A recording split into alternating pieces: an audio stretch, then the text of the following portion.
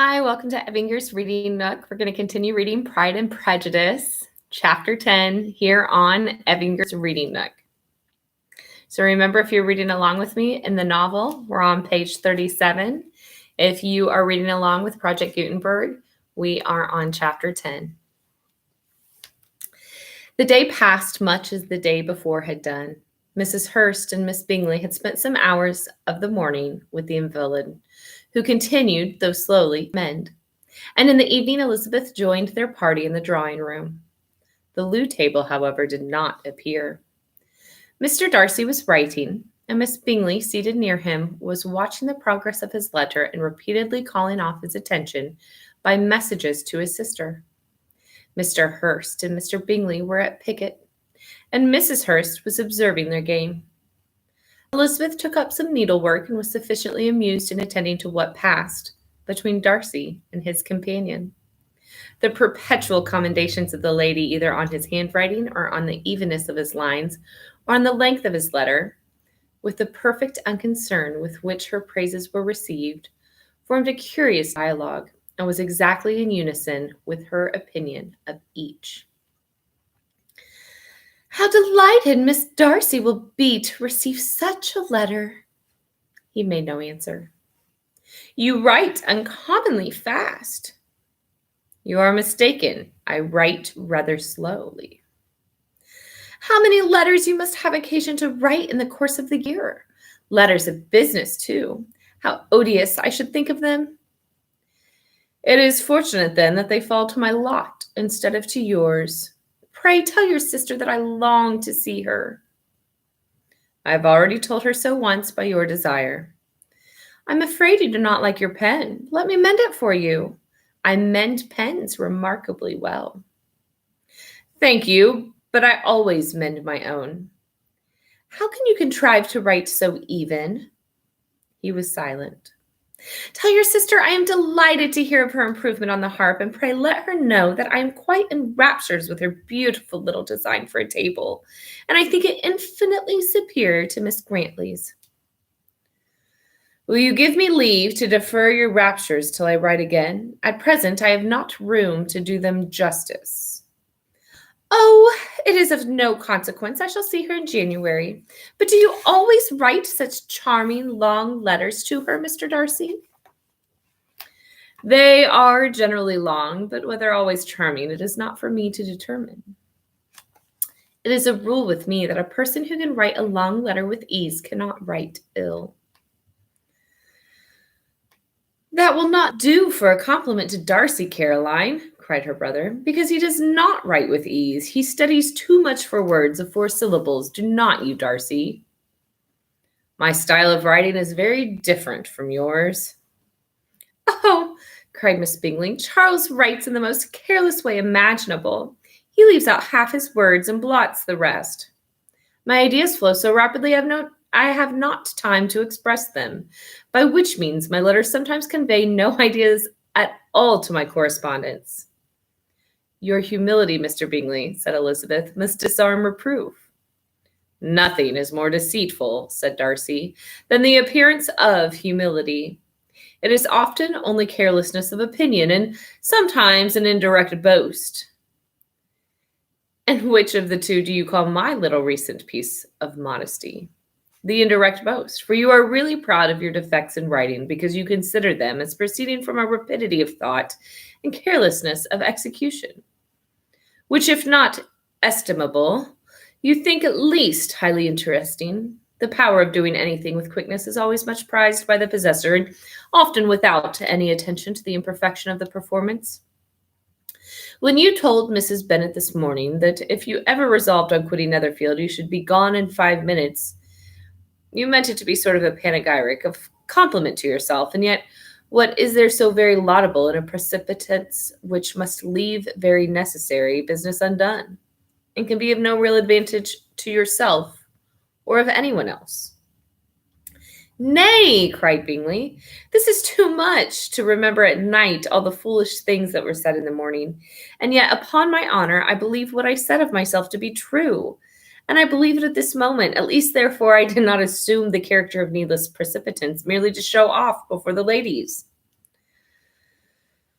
I dare say you believed it, but I am by no means convinced that you would be gone with such celerity. Your conduct would be quite as dependent on chance as that of any man I know, and if, as you were mounting your horse, a friend were to say, Bingley, you had better stay till next week, you would probably do it.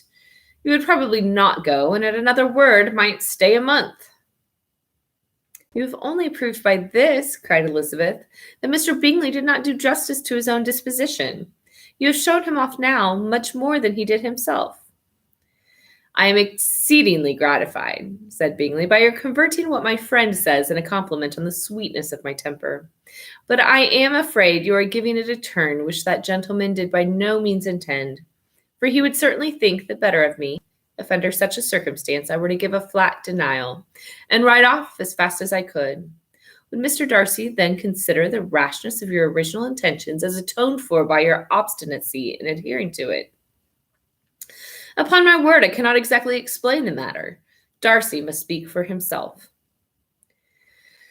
You expect me to account for opinions which you choose to call mine, but which I have never acknowledged. Allowing the case, however, to stand according to your representation, you must remember, Miss Bennet, that the friend who is supposed to desire his return to the house and the delay of his plan has merely desired it, asked it without offering one argument in favor of its propriety.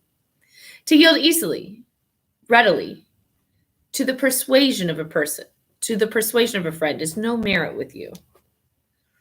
To yield without conviction is no compliment to the understanding of either. You appear to me, Mr. Darcy, to allow nothing for the influence of friendship and affection. A regard for the requester would often make one readily yield to a request without waiting for arguments to reason one into it. I am not particularly speaking of such a case as you have supposed about Mr. Bingley. We may as well wait, perhaps, till the circumstance occurs before we discuss the direction of his behavior thereupon.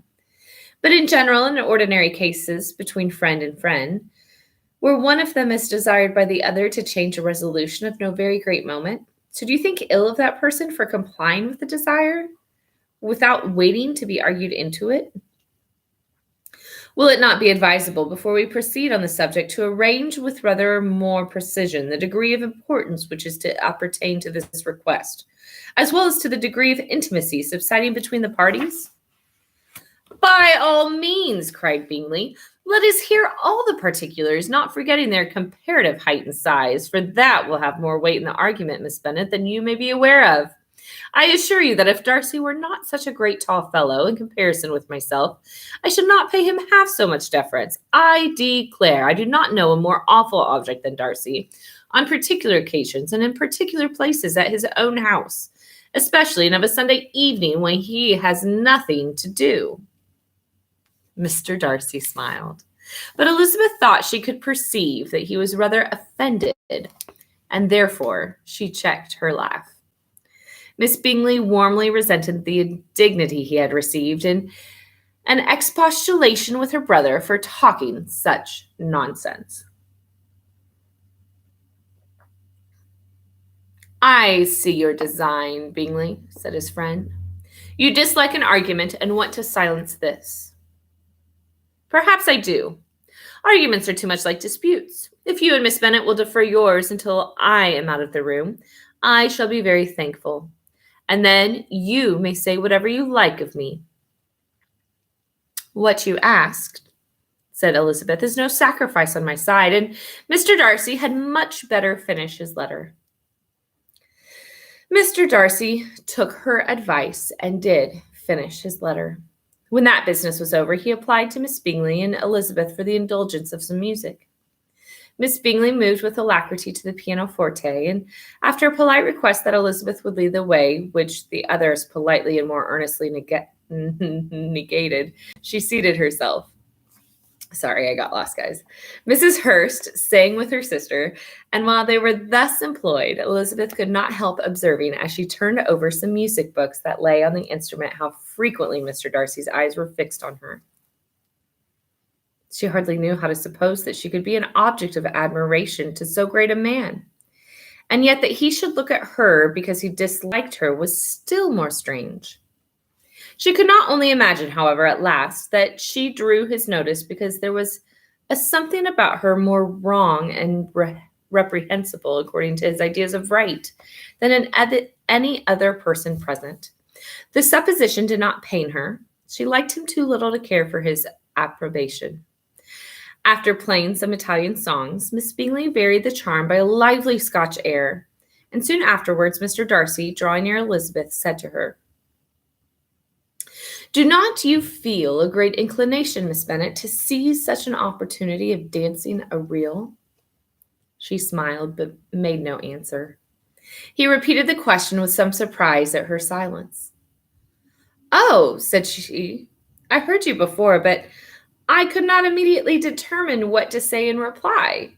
You wanted me, I know, to say yes, that you might have the pleasure of despising my taste, but I always delight in overthrowing those kinds of schemes and cheating a person of their premeditated contempt. I've therefore made up my mind to tell you that I do not want to dance a reel at all. And now despise me if you dare." "Indeed, I do not dare."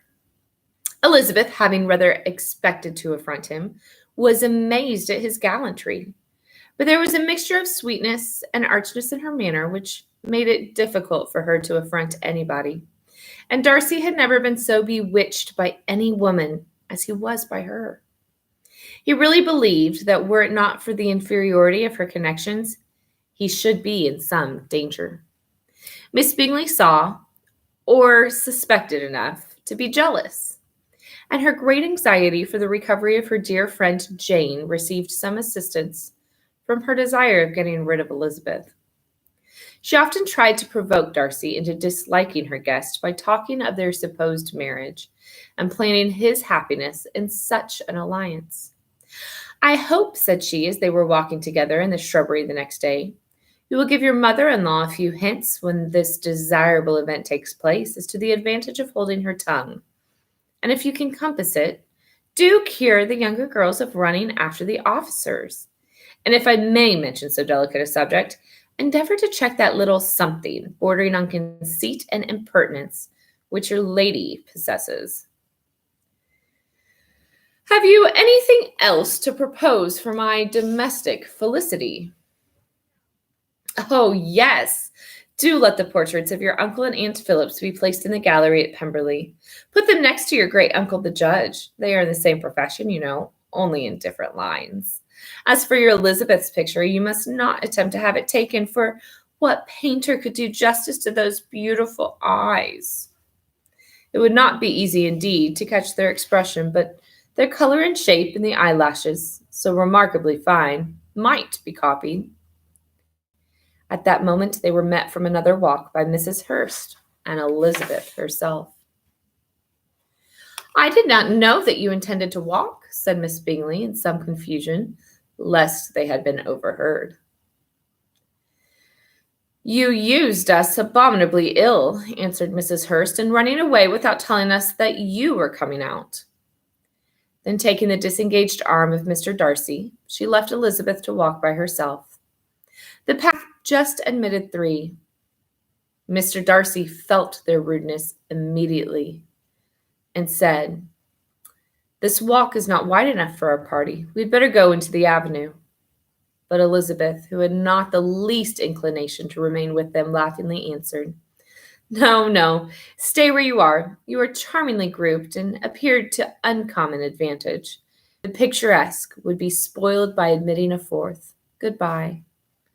She then ran gaily off, rejoicing as she rambled about in the hope of being at home again in a day or 2.